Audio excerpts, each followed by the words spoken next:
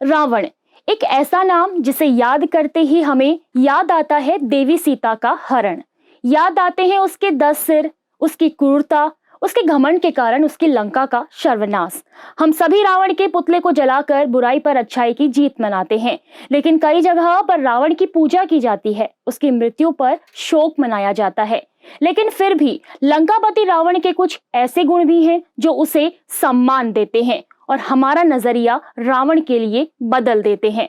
नमस्कार, मेरा नाम है रेणु प्रेती। आइए खबर उत्तराखंड में जानते हैं रावण के उन्हीं गुणों को।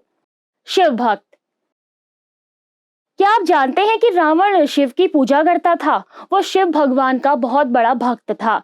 ऐसा माना जाता है कि रावण ने भगवान शिव के निवास स्थान कैलाश पर्वत को अपने स्थान लंका ले जाने के लिए उठा लिया था, लेकिन भगवान शिव ने अपनी पैर की छोटी उंगली से दबाकर पर्वत नीचे कर दिया था। इस वजह से रावण की उंगलियां दब गई और वे दर्द के कारण चिल्ला पड़ा। लेकिन वे भगवान शिव की शक्ति से इतने प्रभावित हुए कि उन्होंने शिव तांडव स्रोत का निर्माण किया, जिससे महादेव ने प्रसन्न होकर उन्हें आशीर्वाद दिया था। वेदों के ज्ञाता।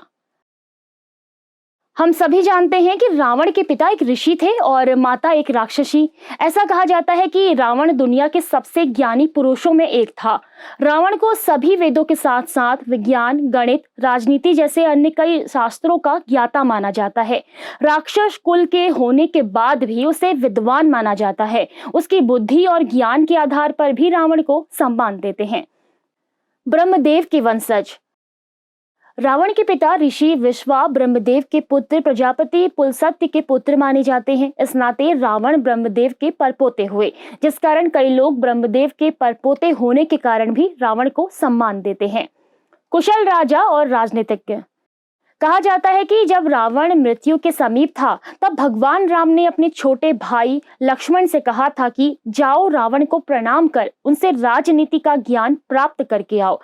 ऐसा कहा जाता है कि रावण राजनीति का बहुत बड़ा ज्ञाता था और एक कुशल राजा था। उनकी प्रजा को किसी चीज की कमी नहीं थी और उनका राज्य इतना समृद्ध था कि लंका के सबसे गरीब व्यक्ति के पास भी सोने के बर्तन हुआ करते थे।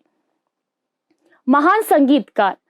आपने रामायण के कई टीवी सीरियल में रावण के पात्रों को वीणा बजाते हुए देखा होगा।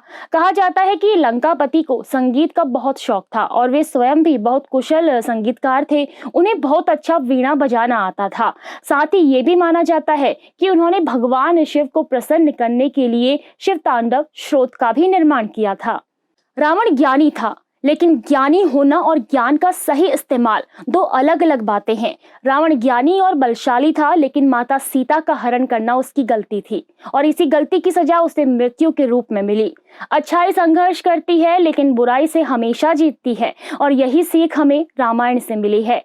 वैसे क्या आप जानते हैं कि रावण का नाम रावण कैसे पड़ा? हमें कमेंट में जरूर बताएं। नमस्कार।